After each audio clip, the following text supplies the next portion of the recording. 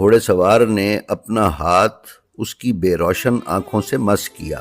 ہاتھ کے مس ہوتے ہی یا آنکھوں پر اس گھوڑے سوار کے ہاتھ پھیرتے ہی اس پیدائشی نابینا کی بینائی واپس آ گئی اور وہ بالکل صحیح طرح سے دیکھنے لگ گیا۔ اس نے دیکھا کہ گھوڑے پر ایک پرعظمت اور جلال والی ہستی تشریف فرما ہے۔ انہوں نے اس گڈریے کو کہا کہ سید راجن کو کہنا کہ جسے تم ہر وقت پکارتے تھے وہ تم سے ملنے کے لیے آئے تھے۔ پھر ان گھوڑے سوار نے اس گڈریے کو کہا کہ جہاں ہم کھڑے ہیں سید راجن کو کہنا کہ یہاں امام بارگاہ بنوائے۔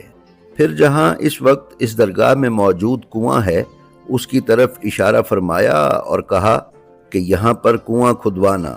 پھر ایک طرف اشارہ کر کے فرمایا کہ یہاں سے پانی کا ایک چشمہ نکلے گا جس کا پانی بیماروں اور مریضوں کے لیے شفا ہوگا۔